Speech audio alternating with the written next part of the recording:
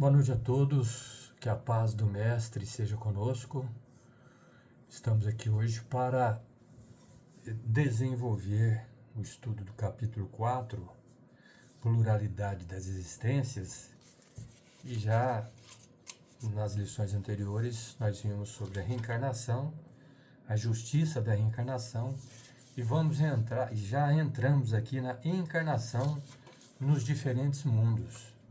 E eu queria iniciar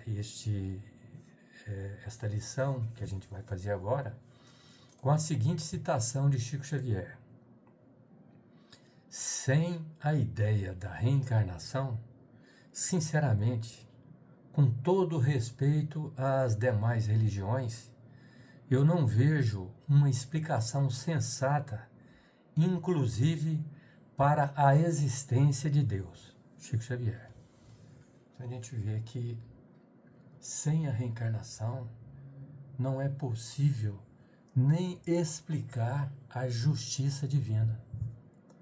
Como explicar, por exemplo, as pessoas que nascem com deformações, surdos, cegos, né, e mudos, né, às vezes com as 3 deficiências juntas, aqueles que jamais na própria reencarnação conseguiu levantar do seu leito, né? Então a gente vê esses inúmeros sofrimentos que às vezes a pessoa passa durante anos, né? Às vezes a existência toda em sofrimento e desencarna, ou quer dizer, morre o corpo físico.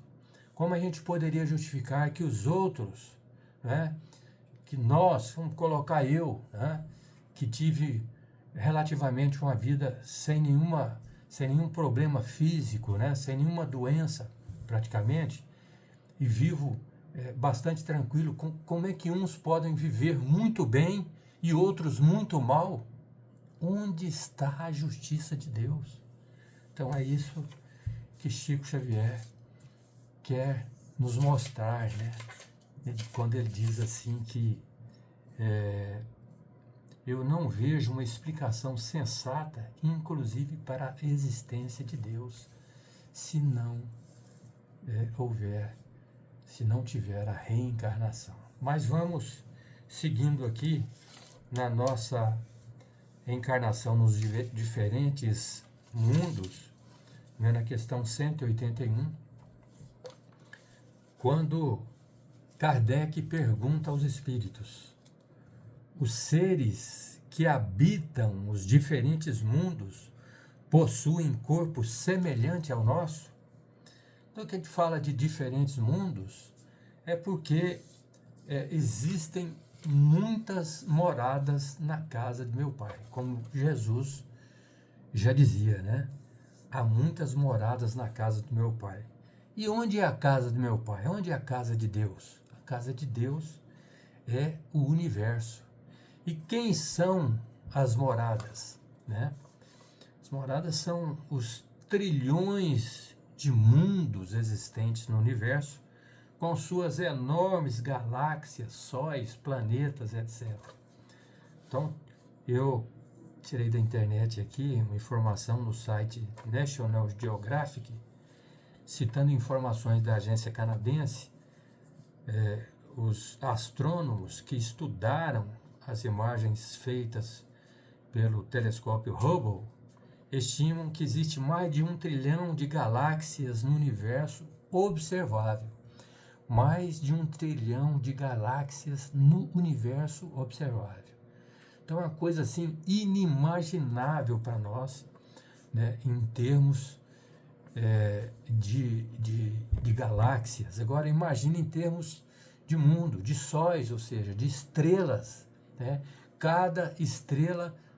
Em cada estrela dessa orbitam às vezes 10, 15, 20 planetas. Imagina que loucura a gente tentar imaginar esse universo de Deus, onde, como diz Jesus, há muitas moradas na casa de meu Pai. Então, E esses mundos, eles são divididos em mundos primitivos, mundos de provas e expiações, mundos de regeneração, mundos ditosos ou felizes e, finalmente, mundos celestes ou divinos. Em cada mundo desse, né, com as suas características e diferentes formas de habitação, de habitantes, digamos assim, né, é que nós vamos conversar com vocês. Por exemplo, a Terra é um mundo de provas e expiações, mas ele já, no passado distante, já foi um mundo primitivo, que são as primeiras encarnações humanas, ali onde predomina o instinto e o pouquíssimo desenvolvimento moral e intelectual. Esse, lá atrás, no mundo primitivo, que a gente tem uma ideia, né, concebida a respeito desse mundo. E sabemos como é o mundo de provas e expiações, porque estamos vivendo nele. É um mundo onde ainda predomina o mal. Depois, nós estamos numa fase de transição para, daqui a alguns anos, passar para um mundo de regeneração. Aí, o bem já vai começar a predominar sobre o mal. Você imagina num deserto, você cansado, com muita dificuldade, muita sede, fome e tal, de repente você chega num oásis ali com água, frutas, né, alimentos em abundância. Então você permanece por um tempo ali para depois seguir viagem. E esse oásis nós poderíamos dizer que é o mundo de regeneração, né?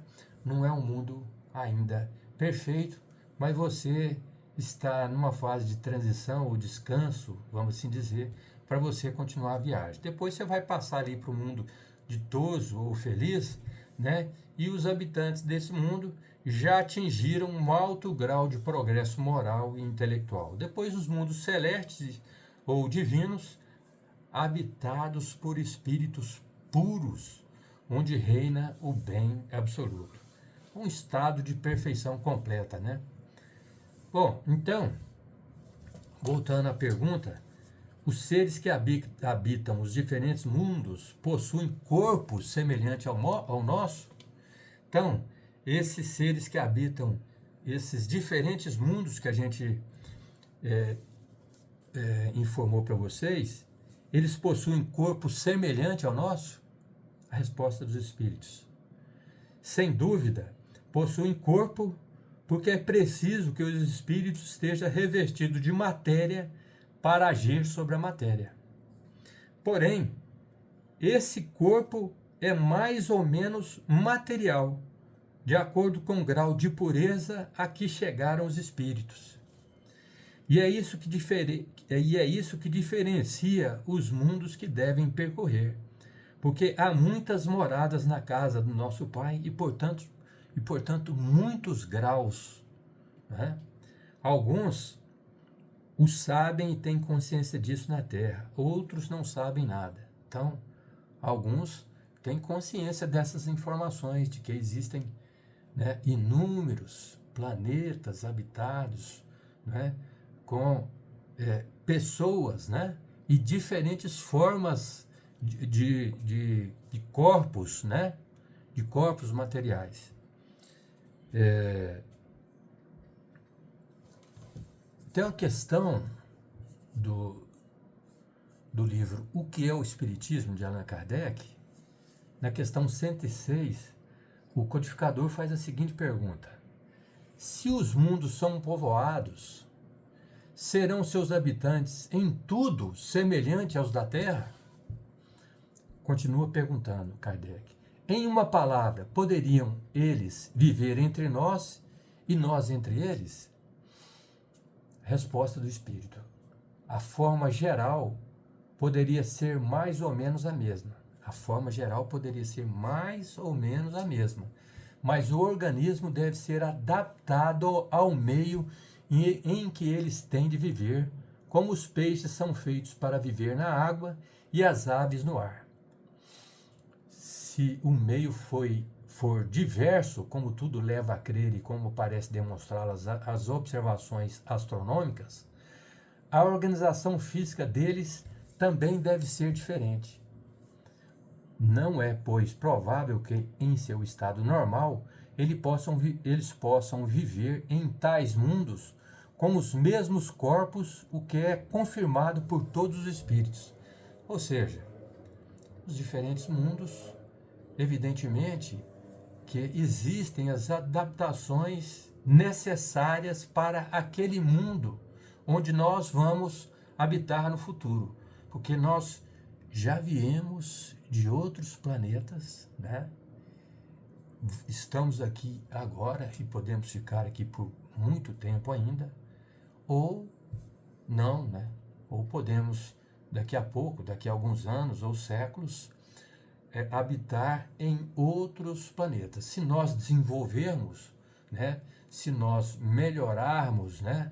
Nas questões relacionadas à caridade, o amor, a intelectualidade, né? Nosso aperfeiçoamento moral, espiritual e intelectual, se nós conseguirmos, né, corrigir essas nossas imperfeições aqui no planeta, evidentemente que nós vamos alçar planos mais elevados. E nesses outros planos, nós vamos ter que nos adaptar com os corpos diferentes, menos materializados ou não, né? Dependendo, por exemplo, se nós continuarmos praticando o erro, os crimes, as imperfeições, se nós estacionarmos, quando esse planeta alcançar a condição de planeta de regeneração, nós não vamos poder ficar mais aqui. Então, evidentemente, nós vamos para um planeta já adaptado à nossa condição de inferioridade.